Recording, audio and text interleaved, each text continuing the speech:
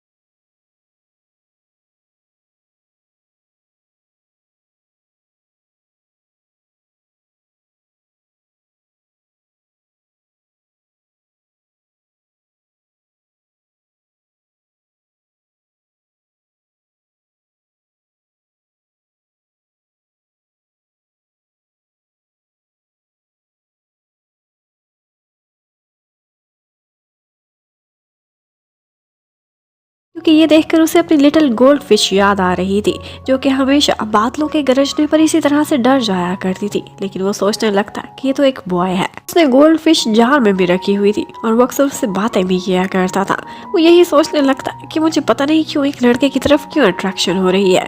ये सोचकर वो एक साइकेट्रिस्ट के पास चला जाता है और उससे यही डिस्कशन करना चाहता था कि पहले तो ऐसा कभी नहीं हुआ था, लेकिन अब ऐसा क्यों हो रहा है कि मुझे एक लड़का अच्छा लगता है। अब ये सुनते ही जो डॉक्टर थोड़ा दूसरी टाइप का था वो खुश हो जाता है और कहता है कि मिस्टर हैंडसम, क्या तुम्हें मुझ में भी कोई अट्रैक्शन फील हो रही है?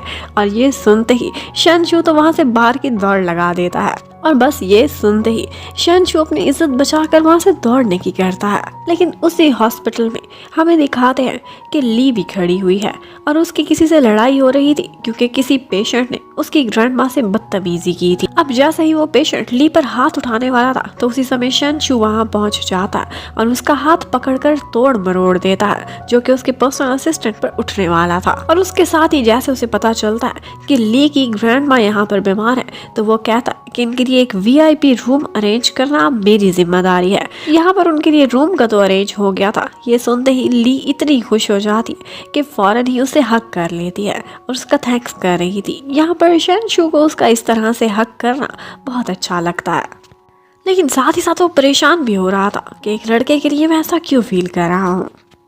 अब नेक्स्ट डे ली भी उसके लिए एक गिफ्ट लेकर आता है। वो उसके लिए एक फोन केसिंग लेकर आया था और वो उससे कहता है वो उसके लिए एक फोन केसिंग लेकर आई थी और उससे कहती है कि अगर आपको ब्लू पसंद है तो ये रख ले, नहीं तो पिंक। अब ऑफ कोर्स शनशू ने तो ब्लू ही पसंद किया था और वो तुरंत ही अपने फोन का पुराना कवर उतार कर ली का दिया हुआ गिफ्ट उस पर लगा लेता है। जबकि ली जब बाहर जा रही थी तो उसके हाथ में पिंक वाली केसिंग थी और बाई ये देखती है तो उसे शक होने लगता है कि जैसे इन दोनों के बीच कुछ तो गड़बड़ है। तभी तो इन दोनों ने फोन के मैचिंग कवर्स भी रखे हुए हैं। वो अंदर जाती है और जाते ही वो चिल्लाने लगती है और कहती है शन को कि देखो लिटिल गोल्ड फिश, वो लड़की अब तुम्हें कभी भी नहीं मिलने वाली। बचपन की बातें तुम भूल जाओ और जहाँ तक इसका ताल्लुक है, ली तो एक लड़का है। इन दी एंड तुम्हें मुझसे ही शादी करनी होगी, इसलिए आज ये एक्सेप्ट कर लो तो ज्यादा बेहतर होगा। लेकिन ये सुनते ही वो बाय को अपने कमरे से बाहर निकलवा देता है और उसके बाद काफी देर तक अपनी गोल्ड फिश से बातें करता रहता है। वहीं पर उसकी आंख भी लग गई थी।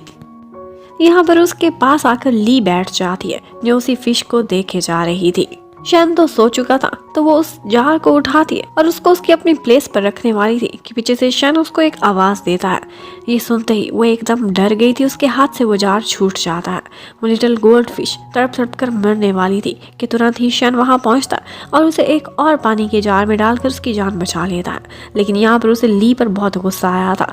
वो चिल्लाता है, डांटता है, उसे कहता है कि आइंदा से मेरी चीजों को हाथ लगाने की कोशिश मत करना और तुम इस लिटिल गोल्ड फिश के सामने कोई भी औकात नहीं रखते हो। अब बेचारी ली को भी यहाँ पर चोट लगी थी, लेकिन शन को उसकी कोई भी परवाह नहीं थी। वो गोल्ड फिश को लेकर बहुत अपसेट हो गया था। उधर हमें ग्रैंड माँ को दिखाते हैं जो कि आज बीमार थी और उनसे मिलने के लिए बाय आई हुई थी। बाय आती है, उनसे बहुत प्यार से बातें करती है, उनकी खिदमतें करती है और उसके बाद जब बाहर निकलती है तो उसका और ही रूप था। वो अपने हैंड्स क्लीन करती है और सोचती है कि पता नहीं कैसे कैसे लोगों को मुझे छूना पड़ रहा है शन से शादी कर। अब यहाँ पर हॉस्पिटल में वो किसी लड़की को देखती है जो कि ली थी और ली को देखते ही वहाँ पर वो हैरान रह जाती है। वो उसका पीछा भी करती है और फिर इन दी एंड उसे पता चल जाता है कि ये तो एक गर्ल है जो कि बॉय का रूप धार कर शन के ऑफिस में काम कर रही है। वो उसका वीक पॉइंट रंगे हाथों पकड़ लेती है और फिर उससे कहती है कि तुम्हारे पास जान बचाने का सिर्फ एक तरीका है और वो ये है कि मैं तुम्हें बहुत सारे पैसे दूंगी। ऑफ कोर्स तुम गरीब हो, तुम्हें पैसों की जरूरत भी है, लेकिन इसके बदले तुम्हें ऑफिस से रिजाइन देना होगा और तुम्हारी जगह मैं पर्सनल असिस्टेंट लगूंगी। और वो उससे ये भी वादा लेती है कि किसी भी सूरत शन को कभी भी ये पता नहीं चलना चाहिए कि तुम एक गर्ल हो।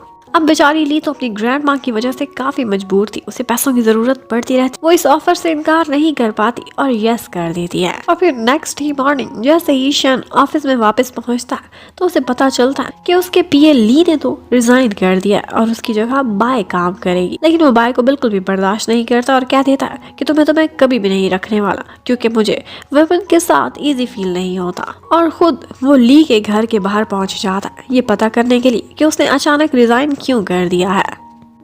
अब ली फटाफट अपना सारा सामान समेटती है जो कि उसने बिखेरा हुआ था। वो कहीं भी किसी भी एंगल से ये नहीं दिखाना चाहती थी कि थोड़ा सा भी शन को शक हो कि वो एक लड़की है। यहाँ पर शन उसके पास आता है और उससे पूछता है कि तुमने क्यों जॉब छोड़ी। वो कहती है कि मुझे और ज़्यादा अच्छी जॉब की पैसों के साथ ऑफर हुई थी। तो शन थोड़ा सा दुखी हो जाता है और कहता है कि इसका मतलब है कि सारा समय जो तुम मेरे साथ थे सिर्फ पैसों की वजह से थे। ये सुनकर एक दफ़ा ली को शर्मिंदगी होती है, लेकिन उसकी मजबूरी थी। और यहाँ पर उसने सोफे के बीच अपने अंडरगारमेंट्स छुपाए हुए थे जो कि गलती से मिस्टर शनशू के हाथ लग जाते हैं। वो उससे कहने लगता है, अच्छा मैं समझ गया, तुम किसी अमीर लड़की के साथ डेट कर रहे हो, तभी तुमने मेरे ऑफिस से रिजाइन कर दिया क्योंकि तुम गोल्ड डिगर लड़के हो। ये सुनते ही अब ली को एक अच्छा बहाना मिल गया था। वो कहने लगती है, हाँ ऐसा ही है, मैं एक अमीर लड़की के साथ डेट कर रहा हूँ और हाँ आज शाम को हमने शॉपिंग के लिए भी जाना है। वो उसे एक मार्केट का नाम भी ले देता है। अब ये सुनने के बाद शनशू को काफी गुस्सा आता है और वो सोचता है कि मैं इतना बड़ा बॉस होकर उसके घर तक गया और वो आगे इस तरह की बातें कर रहा है। लेकिन वो बेचारा क्या करता, सारा दिन ऑफिस में जहाँ जाता था जिसको भी देखता था हर इंसान में उसे सिर्फ और सिर्फ एक ही शक्ल नजर आती थी और वो थी उसके पुराने पर्सनल असिस्टेंट ली की शक्ल। वो हैरान हो जाता है कि मुझे हर जगह वही क्यों दिख रहा है। इतने में शाम को ग्रैंड माँ ने उसे डिनर पर बुलाया हुआ था जहाँ बाय भी साथ थी। बाय ने बहुत मजे मजे के खाने बनाए हुए थे ग्रैंड माँ का दिल जीतने के लिए। लेकिन यहाँ पर जैसे ही शनशू एक खाना टेस्ट करता तो वो फौरन ही उस रेस्टोरेंट का नाम भी बता देता है कि जहाँ से उसने टेक अवे लिया है। इतने में वो न्यूज़ देखता है तो उसे पता चलता है कि उसी मार्केट के करीब एक एक्सीडेंट हुआ है और जिस लड़के की वहाँ पर डेथ हुई है उसकी एज और उसका हुलिया बिल्कुल ली जैसा है। ये सुनते ही वो परेशान हो जाता है और दौड़कर वहाँ पहुँचता है। वो बहुत सैड था और उसकी नजरें सिर्फ और सिर्फ ली को तलाश कर रही थी। वहाँ से एक डेड बॉडी जा रही थी जिसने वही स्नीकर्स पहने हुए थे जो कि शन ने ली को दिलाए थे। लेकिन उसी समय वहाँ पर पीछे ली भी खड़ी हुई थी। शनशू मुड़कर देखता है तो उसे ठीक ठाक देखकर वो उसे तुरंत ही हक कर लेता है और कहने लगता है कि पता है मैं कितना परेशान हो गया था, मुझे लगा कि कार एक्सीडेंट तुम्हारा हुआ है। लेकिन ली आगे से कहने लगती है कि कैसे होगा, मेरे पास तो कोई कार ही नहीं तो एक्सीडेंट क्या होना। लेकिन उसकी बातों पर शन का कोई ध्यान नहीं था। वो कहता है कि मैं बहुत खुश हूँ कि तुम एक लड़का हो, अगर लड़की होते तो मैं तुम्हें अपने क्लोज ना रख पाता। अब उसके बाद वो एक दिन एक स्पोर्ट्स कार की टेस्ट ड्राइव भी लेता है और कहता है ली को कि तुम ही ड्राइव करोगे। वो जब ड्राइव कर लेती है तो कहता है कि ये कार मैं तुम्हें देता हूँ, ये हमारी कंपनी की तरफ से तुम्हारे लिए एक इंसेंटिव है। ये सुनते ही ली काफी हैरान हो जाती है। अब उसके थोड़ी देर बाद शन उससे पूछने लगता है कि तुम्हारी बर्थडे क्या है, कब आती है।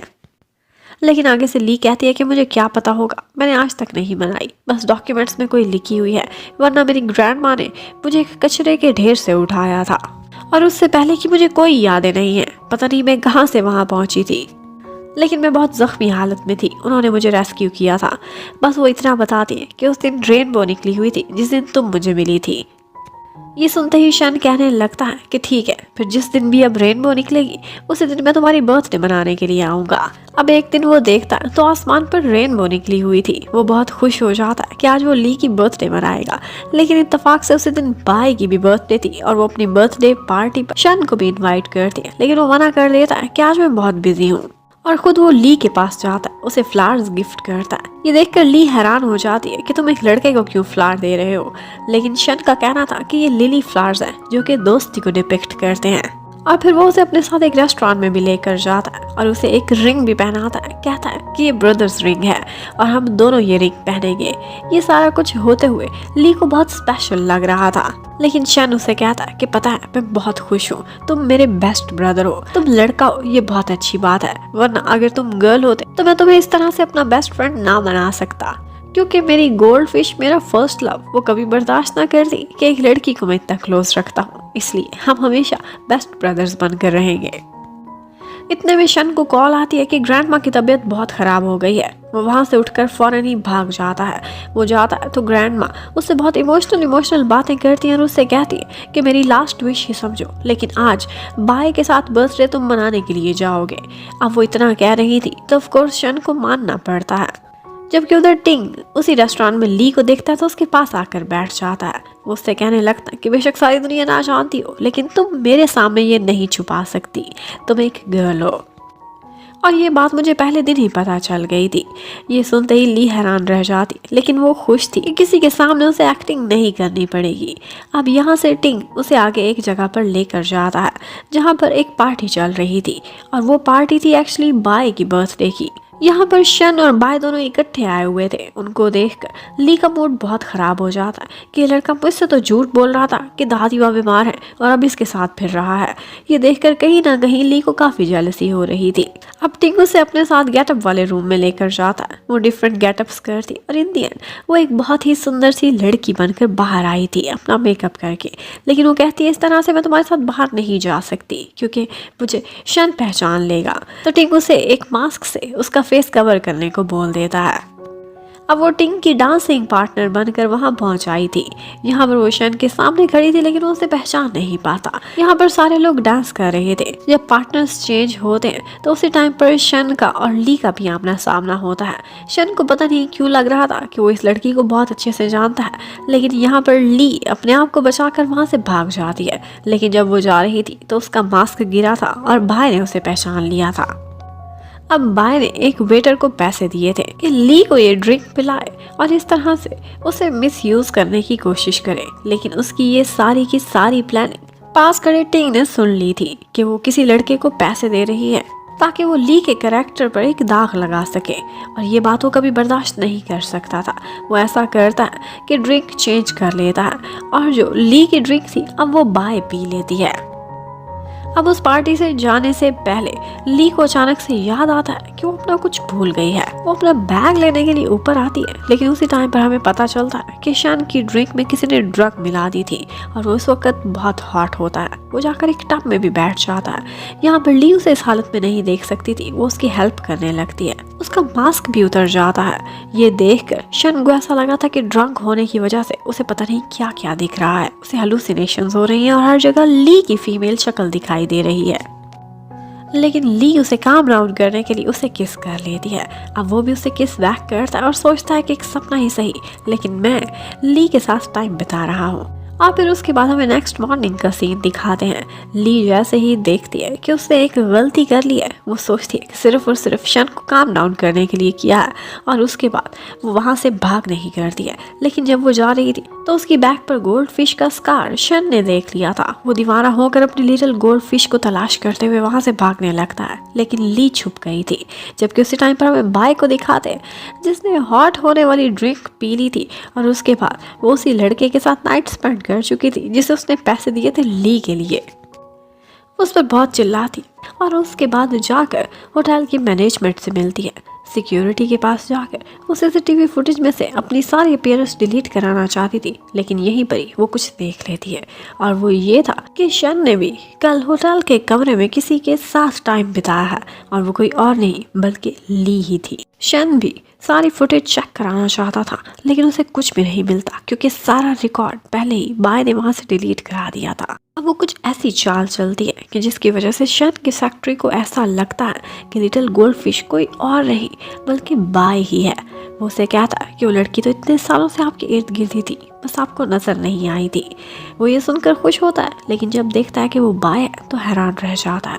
उसने वही टैटू अपनी स्किन पर बनवा लिया था और वो परमानेंट था। शन उससे बार बार ये क्वेश्चन करता है कि अगर तुम ही मेरी लिटिल गोल्ड फिश थी तो तुमने ये सब छुपाया क्यों, मुझे पहले क्यों नहीं बताया।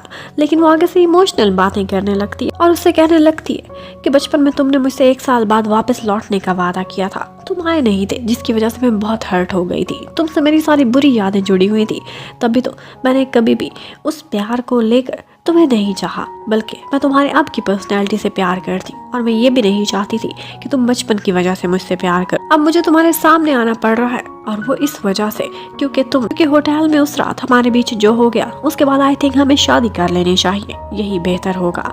इसीलिए मैं सारी सच्चाई लेकर तुम्हारे सामने खड़ी हुई हूँ। ये सुनते ही शन हैरान रह जाता है और उसे लगता है कि उस रात जिस लिटिल गोल्ड फिश के साथ उसने टाइम बिताया था वो कोई और नहीं बल्कि बाय ही थी। ये सुनते ही उसका दिल बिल्कुल बुझ जाता है, लेकिन वो कहने लगता है कि ठीक है, मैं एक मैन हूँ और जो भी तुम्हारे साथ हुआ मैं उसकी रिस्पॉन्सिबिलिटी लूंगा। अब वो बाय के जाल में फंस चुका था, और उसी टाइम पर हमें ये भी दिखाते हैं कि बाय किसी बूढ़े आदमी से मिलने के लिए जाती है। वो उसे काफ़ी सारे पैसे भी देती है। एक्चुअली ये उसकी एक एक्चुअली उसकी रियल आइडेंटिटी कुछ और थी। वो बूढ़ा आदमी कोई और नहीं बल्कि उसका रियल फादर था, जो कि उस ऑर्फनेज का डायरेक्टर था, वहाँ काम करता था जहाँ पर लिटिल गोल्डफिश रहती थी। और जैसे ही उसने देखा था एक बहुत अमीर फैमिली लिटिल गोल्डफिश को अडॉप्ट करने वाली है, तो उसने उसकी आइडेंटिटी चुरा ली थी और लिटिल गोल्डफिश को रास्ते से हटाने के लिए उन्होंने किसी को पैसे दिए थे। लेकिन उसे ये नहीं पता था कि लिटिल गोल्डफिश असल में मरी नहीं थी। और बस तभी से लिटिल गोल्डफिश की जगह वो खुद ही एक अमीर फैमिली की तरफ अडॉप्ट कर ली गई थी और अब वो बहुत रिच फैमिली में उनका बिजनेस संभालती थी और अपने रियल बायोलॉजिकल डैड को हर महीने पैसे भी दिया करती थी। जबकि उधर ली काफ़ी परेशान बैठी हुई थी। उसे लगता था कि जो कुछ हो गया है उसके बाद उसे सच्चाई शन को बता देनी चाहिए कि वो एक लड़की है। वो हिम्मत करती है और उसके घर जाती है सब कुछ उसे सच बताने के लिए, लेकिन वो कुछ भी बोलती उससे पहले ही वहाँ पर बाय आकर खड़ी हो जाती है और उसके सर पर एक बम फोड़ती है, ये बताकर कि मैं और शन बहुत जल्दी शादी करने वाले हैं क्योंकि मैं ही उसकी बचपन की लवर हूँ। ली हैरान थी कि इतने सालों से इसे अपने बचपन की लवर की तलाश थी, लेकिन शन आज उदास क्यों दिख रहा है। लेकिन फिर भी वो उन दोनों को कंग्रेचुलेशंस कहती है और ये सच नहीं बताती कि वो एक लड़की है, क्योंकि वो कबाब में हड्डी नहीं बनना चाहती थी। इतने में ग्रैंड माँ भी वहाँ पहुँच जाती है और वो ली को ऑर्डर करती है कि मैंने सुना है कि तुम मेरे शन के बेस्ट ब्रदर बने हुए हो, तो अब शादी के मौके पर सारे अरेंजमेंट्स में तुम बराबर का हिस्सा भी लोगे। इसलिए जाओ और इनको शॉपिंग कराने में और इनके वेन्यू सेट करने में हर चीज़ की रिस्पॉन्सिबिलिटी अब तुम पर ही है। अब जब भी वो शॉपिंग पर जाते थे तो पर्सनल असिस्टेंट उनके साथ ही होता था और यहाँ पर बाय हमेशा जानबूझकर शन के क्लोज होने की कोशिश करती थी ताकि वो ली को जेलस करा सके। और वाकई ली काफ़ी जेलस होती थी, लेकिन वो क्या कहती उन दोनों की शादी जो होने वाली थी। यहाँ पर वो एक शॉप के बाहर बैठा हुआ था कि वहीं पर वो देखता है कि ली एक डिज़ाइनर ड्रेस को बहुत प्यार से देख रही है और वो वेडिंग ड्रेस लगता था कि ली को पसंद आ गया है। ये बात शन ने भी नोटिस की थी। अब उसके बाद वो लोग एक ऑक्शन पर जाते हैं जहाँ पर एक रेयर डायमंड था और उस डायमंड को खरीदने के लिए हर कोई बोली लगा रहा था। यहाँ पर बाय चाहती थी कि ये डायमंड उसके लिए शन खरीदे, लेकिन टिंग भी वहाँ पर मौजूद था और टिंग चाहता था कि वो ये डायमंड खरीदे ली के लिए। और टिंग बहुत ज़्यादा पैसों की बोली लगा देता है। उसे समझाने के लिए उसके पास जाकर ली बैठती है और उससे कहती है कि ये सब छोड़ो, लेकिन वो बहुत महंगे पैसे देकर उस डायमंड को खरीद लेता है। जैसे ही वो रिंग उसके सामने आती है तो तुरंत ही ली के हाथ में पहना देता है और साथ ही साथ उसको एक किस भी करता है। ये सारा कुछ देखने के बाद शन के तो होश ही उड़ गए थे। वो बाहर आता है और जैसे ही ली और टिंग को इकट्ठे देखता है तो उन पर गुस्सा करने लगता है और कहने लगता है कि ये सब क्या चल रहा है, तुम लोगों को अपने इमेज की भी परवाह नहीं, ये क्या हरकत है, तुम दोनों बॉयज हो और ये सब इम्पॉसिबल है। लेकिन ली ये कहती हुई वहां से निकल जाती है कि तुम्हें क्या परवाह, मैं तुम्हारी लगती ही क्या हूँ, सिर्फ मेरे बॉस होने की वजह से तो मेरी पर्सनल लाइफ में इंटरफेयर नहीं कर सकते। ये कहती हुई वो वहाँ से चली जाती है, लेकिन वो बहुत ज़्यादा ड्रिंक कर रही थी। टिंग को वो बताती है कि वो इतना प्रिटेंड करती है कि जब वो सैड हो तो वो अपनी सैडनेस भी किसी को नहीं दिखाती और जब खुश हो तो अपनी खुशी को भी उसे छुपाना पड़ता है। उसे लग रहा था कि उसकी पूरी लाइफ एक नाटक बन चुकी है। ये सुनने के बाद टिंग को उस पर काफ़ी रहम आता है। टिंग उसे बताता है कि एक्चुअली मुझे अपने इमेज की किसी चीज़ की कोई परवाह नहीं, क्योंकि सुपर मॉडल मैं सिर्फ अपने शौक की वजह से बना हूँ, वरना पैसे की मेरे पास कोई कमी नहीं है। एक्चुअली वो एक बहुत बड़ी फैमिली से बिलोंग करता था और इवेंचुअली उसने अपना बिजनेस ही संभालना था। वो कहने लगता है कि इसलिए जो मेरा मन कहता है मैं वो कर डालता हूँ बिना कॉन्सिक्वेंसेस के बारे में सोचे हुए। उधर हमें दिखाते हैं कि बाय को अपने डैड के थ्रू एक बात पता चलती है और वो ये थी कि लिटिल गोल्डफिश अभी भी जिंदा है और वो लड़की कौन है वो सबूतों के साथ आए थे। ये देखते ही उसे बहुत गुस्सा आता है कि वो लड़की कोई और नहीं बल्कि ली ही है। वो सोचने लगती है कि आखिर ये लड़की मेरी लाइफ में इतना इंटरफेयर क्यों कर रही है। एक दिन थंडर स्टॉर्म होता है और शन को लगा था कि मेरी लिटिल गोल्डफिश बहुत ज़्यादा डर जाएगी, लेकिन यहाँ पर बाय कहने लगती है कि बचपन में वो डरती होगी लेकिन अब मैं बिल्कुल भी नहीं डरती। लेकिन ये सुनते ही शन को किसी की याद आने लगती और वो कोई और नहीं बल्कि ली ही थी। वो सोचने लगता है कि वो बहुत ज़्यादा डर गया होगा अपना बेस्ट ब्रदर, लेकिन वो जैसे ही उसके फ्लैट पर पहुँचता है तो हमें पता चलता है कि वहाँ पर बाय के रियल डैड पहुँचे हुए हैं। उसे ख़त्म करने के लिए बाय ने उनको पैसे दिए थे। शन जब बार बार डोर बेल बजा रहा था तो अंकल उसे कहते हैं कि दरवाज़ा खोलो और कोई भी बहाना करके इसे यहाँ से भगाओ। यहाँ पर ली इशारों इशारों में उसे बता देती है कि मेरे पास खतरा है और शन भी ये बात नोटिस कर जाता है। वो मुड़ता है और उसका दरवाजा तोड़कर उसकी जान बचा लेता है, लेकिन इन दी एंड वो अंकल वहाँ से जाते जाते उसके सिर पर कोई चीज़ फोड़कर उसे जख्मी करके वहाँ से भाग जाते हैं। लेकिन जाने से पहले ली को भी पता चल गया था और उसके साथ साथ शन को भी कि वो अंकल कोई और नहीं बल्कि ऑर्फनेज के डायरेक्टर थे। अब जैसे ही शन होश में आता है तो ली उसका हाथ पकड़कर उससे कहती है कि मैं तुम्हारे लिए बहुत परेशान हूँ और साथ ही ये सच भी बोल देती है कि मैं एक लड़की हूँ। मैं डर के मारे ये सब नहीं बता रही थी कि इस तरह से तुम मुझे अपना बेस्ट फ्रेंड भी कभी नहीं बनाओगे, और वैसे भी तुम्हारी शादी तो तुम्हारे बचपन की लवर गोल्ड फिश से हो रही है। लेकिन ये सुनते ही शन कहता कि मैं तुम्हारी खातिर कुछ भी कर सकता हूँ, क्योंकि पता नहीं क्यों बिना किसी जेंडर के बारे में सोचे मेरा मन करता है कि मैं तुम्हारे साथ रहूँ। और इतने में ऊपर से बाय पहुंच आती है। शन तुरंत ही उससे कहता है कि तुम समझो कि हमारी वेडिंग कैंसिल हो गई है। ये सुनते ही बाय उससे कहने लगती है वो तो सब सही है, मुझे कोई मतलब नहीं, तुम्हारा जो फैसला है ठीक होगा, लेकिन तुम उसके बारे में तो सोचो कि तुम मेरे बेबी के डैड बनने वाले हो। उस रात जो भी हमारे बीच हुआ उसकी वजह से मैं प्रेग्नेंट हो चुकी हूँ। ये सुनते ही शन बहुत परेशान हो जाता है और ली भी ये सुनते ही वहाँ से चली जाती है, क्योंकि वो अब एक थर्ड व्हील नहीं बनना चाहती थी। जबकि शन टिंग से मिलता है। टिंग के बहुत ज़्यादा लिंक्स थे। वो उससे कहता है कि तुम अब मेरी इस इशू को रिजॉल्व करने में हेल्प करोगे। और उसके बाद फाइनली वेडिंग का डे आ जाता है। बाय बहुत खुश शन के साथ खड़ी हुई थी, लेकिन शन यहाँ पर एक वीडियो चलवाता है जिसमें टिंग ने बाय के रियल डैड को पकड़ा हुआ था और वो कन्फेशन कर रहे थे कि किस तरह से उन्होंने बाय की खातिर इतना कुछ किया है। वो नकली की लिटिल गोल्ड फिश बनी हुई है, जबकि असली वाली लड़की कौन है, और वो ली है जिसे वो 20 मिलियन देकर मरवाना भी चाहती थी। और इसके साथ साथ शन उसका डीएनए टेस्ट भी ले आया था कि इसके रियल डैड कौन है और ये इतने सालों से कैसे नाटक करती आई है। और फिर उसके बाद वहाँ पर अपीयरेंस होती है उसकी रियल वाली ब्राइड की, जो कि कोई और नहीं बल्कि ली थी। ली को भी वो सारा कुछ याद आ चुका था और वो भी अपने बचपन के लवर शन से अब शादी करने के लिए रेडी खड़ी हुई थी। और फिर फाइनली उन दोनों की वेडिंग हो जाती है और इसके साथ ही हमारी इस कहानी की हैप्पी एंडिंग भी। Thank you for watching, stay connected, bye bye.